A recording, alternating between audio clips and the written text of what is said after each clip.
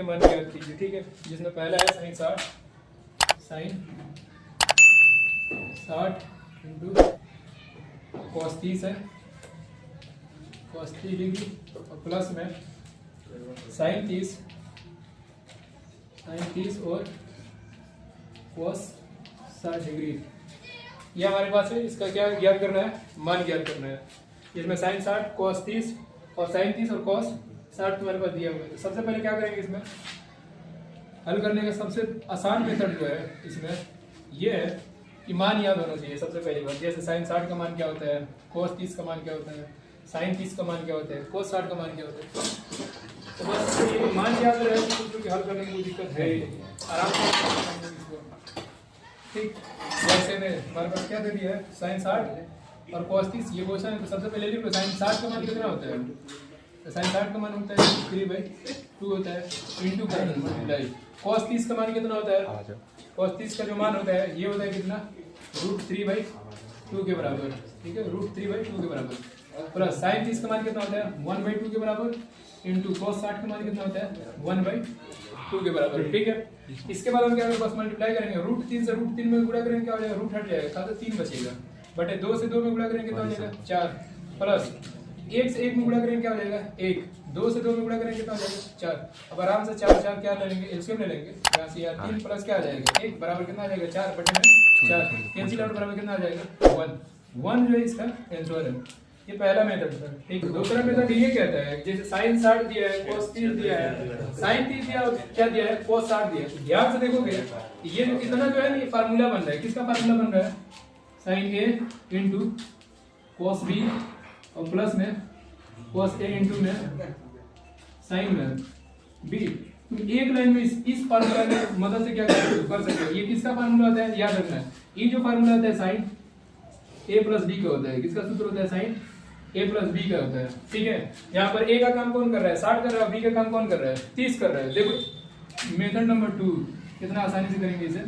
Method second में क्या कहता है कि साइन A का मान 60 दिया हुआ है, cos B की जगह क्या है 30, फिर cos A के मान 60 और साइन B 30 दिया हुआ है, तो डायरेक्ट फार्मूला लगाओ sine A into cos B plus cos A into sine B है तुम्हारे पास, तो डायरेक्ट लगा देना क्या साइन A प्लस B।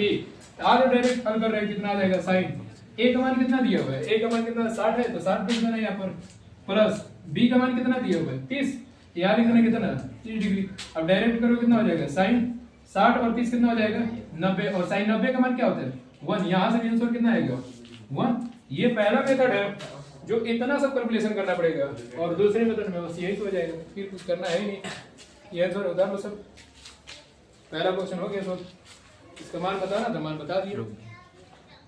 8.2 का क्वेश्चन नंबर 2 क्या कह रहा है देखो, कह रहा है 210 10 स्क्वायर 45 डिग्री और प्लस में cos स्क्वायर 30 डिग्री और माइनस में sine square 60 degree, sine square 60 degree. सबसे पहली बात मान याद होना चाहिए, यदि मान याद रहेगा तो सुन ऐसे सब क्वेश्चन करने में टाइम नहीं लगेगा, बस मान रखना है तुरंत आंसर, बस प्लस माइनस तो करना सिंप्लीफिकेशन, और वो सब बहुत अच्छे से 5-4 में पढ़े, बस मान रखने में जो प्रॉब्लम आएगा कि बेहतर यही रहेगा कि मान याद कर लेना। जैसे में 2 है तो 2 लिखना है इंटू 10 45 का मान कितना होता है, नहीं याद है तो याद कर लो 10 45 डिग्री का मान हमेशा एक ही होता है, ये बदलेगा नहीं हमेशा, जब मन आगे भी पढ़ोगे 10 45 एक ही होगा। अब ये नहीं है कि भाई 10 45 का मान 2 साल 5 साल पहले बाद में जाके क्या हो जाएगा बदल जाए ना, ये फिक्स वाले वैल्यू है सर, ये जब जल्दी बदलते हैं नहीं, इसको याद कर लो। जैसे 10 45 का मान कितना 1, cos 30 का मान ये भी याद करो, याद ही दे रहे हैं सारे मान। cos 30 डिग्री का मान कितना होता है √3/2 होता है, और एक क्या पूछा है साइन 60, ये भी याद कर लो, साइन 60 का मान कितना होता है, तो साइन 60 का मान होता है कितना, ये भी √3 कितना होता है 2 होता है। जो cos 30 का मान होता है वही साइन 60 का मान होता है, और जो साइन 30 का मान होता है वही क्या होता है cos 60 का मान होता है। ठीक है, जैसे साइन 30 का मान कितना होता है 1/2, वैसे ही cos 60 का भी मान क्या होता है 1। ये दोनों एक दूसरे को उल्टा काम करते हैं, जैसे साइन 30 हो इसका √3/2, तो साइन 60 का भी मान क्या हो जाए √3/2। अब देखो हल करके कोई दिक्कत नहीं, 10 45 का मान कितना 1 है तो 1 रख दो यहाँ पर, ठीक है 1 का स्क्वायर है तो स्क्वायर कर देना, प्लस cos स्क्वायर 30, cos 30 का मान कितना होता है, अभी लिखा है cos 30 का मान √3/2, तुम भी लिखो √3/2, इसका क्या कर दो बस माइनस में, साइन 60 का मान कितना होता है √3/2, इसका √3/2 का क्या कर देना स्क्वायर कर देना, 2 है तो 2 इंटू 1 का वर्ग करोगे कितना होता है, 1 ही होगा, प्लस √3/2 का स्क्वायर करोगे क्या होगा, √3 का जब वर्ग करोगे का तो 3 हटेगा यहाँ से 3, अब बटे 2 का वर्ग करोगे कितना हो जाएगा 4, और माइनस में इसका करोगे तो सेम वही कंडीशन कहेंगे सेम ही है, यहाँ से 3 बटे कितना हो जाएगा 4। ये देखो माइनस में ये क्या है प्लस में, तो ये गए पहले ये सब बाहर लेकर जाएंगे कैंसिल आउट, बचेगा क्या 2 से 1 में गुणा करो तो 2 हो जाएगा, और प्लस ये सब तो कट गए, यहाँ पे क्या बचेगा 0 बराबर कितना आ जाएगा 2, और ये जो 2 है ये अपना क्या है सॉरी क्वेश्चन नंबर 2 का ये रहा आंसर, आसान तरीके से ये भी हो गया। नंबर 3, क्वेश्चन नंबर 3 क्या कह रहे हैं इसी में, इसमें भी मान याद करना है, ये भी आसानी है।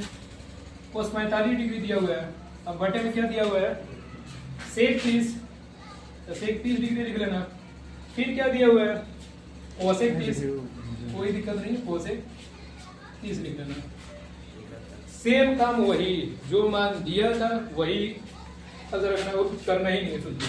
जैसे में cos 45 का मान क्या होता है, तो cos 45 का मान यदि याद है तो बेहतर है, नहीं याद है तो लिख लो cos 45 का मान क्या होता है, तो cos 45 मान डायरेक्ट यहाँ कर करना क्या है कि बेहतर रहेगा, कहीं परिमित क्या करना पड़ेगा।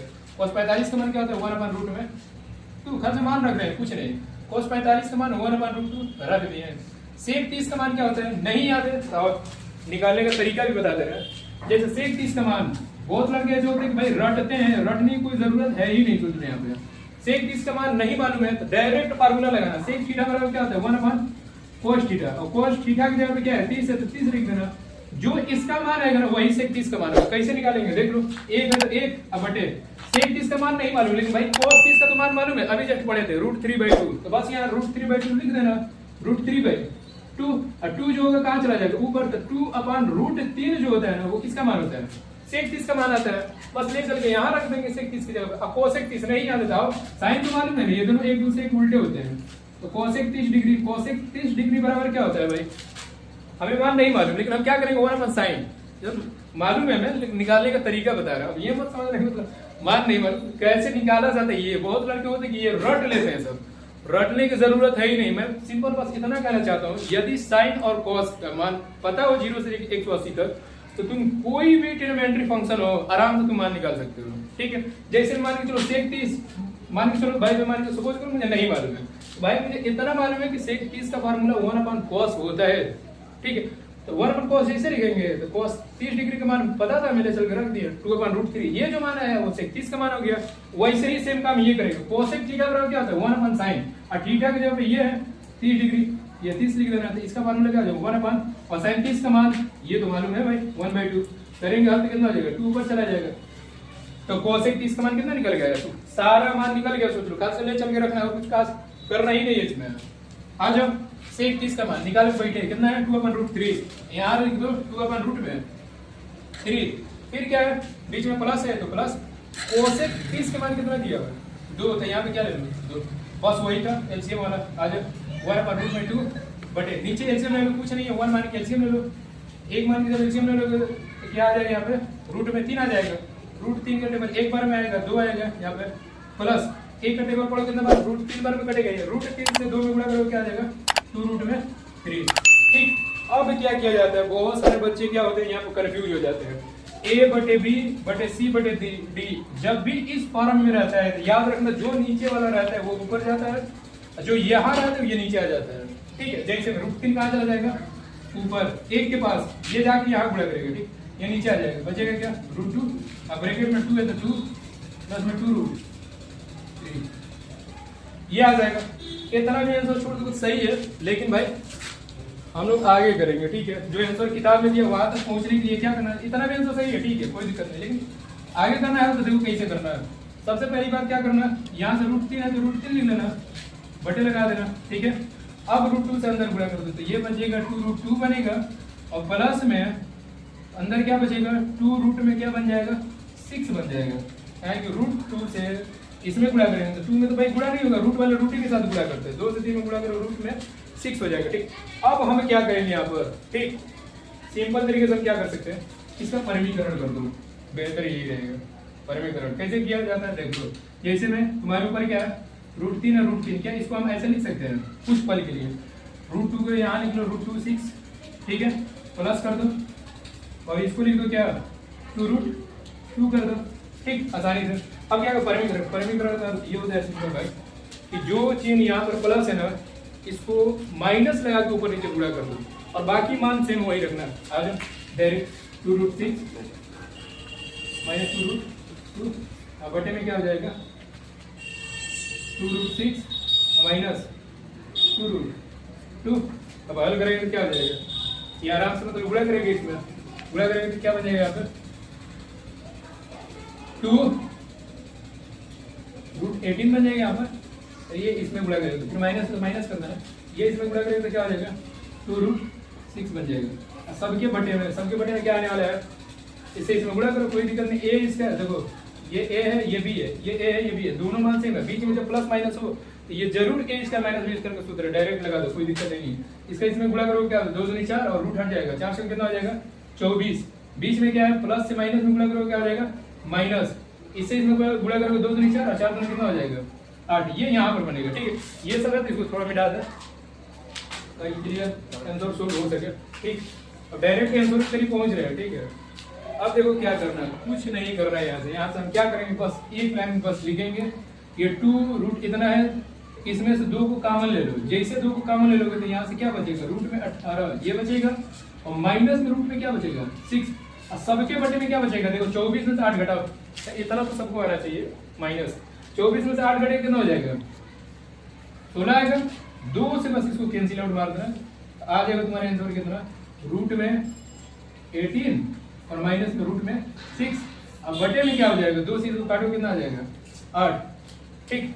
इतना भी छोड़ दो तो आंसर तुम्हारा सही है, लेकिन एकदम हद से करीब यदि आंसर यहाँ चाहिए तो जाहिर सी बात है रूट वाले मामला में क्या होता है कि सबसे जितना कम हो सके कटा पिटा के कम चले जाओ उतना ही बेहतर रहता है मान निकालने में, ठीक है। हम क्या करेंगे, रूट 18 को हम लिख सकते हैं कैसे और रूट 6 को कैसे लिख सकते हैं, बताने के लिए आसानी से लिखा जा सकता है क्या, ऐसे फैक्टराइजेशन कर लेना यहाँ से, रूट 18 का मान निकालना हो तो इतना भी छोड़ दोगे तो वो भी तुम्हारा मतलब सही है।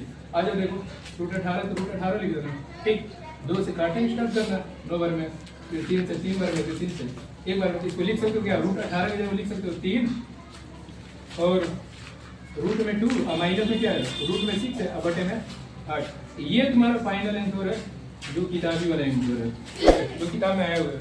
तो क्या क्वेश्चन नंबर 3 हल हो गया। यदि वीडियो ठीक लगे तो भाई आपको लाइक सब्सक्राइब और कमेंट शेयर भी किया करें, बेहतर रहेगा।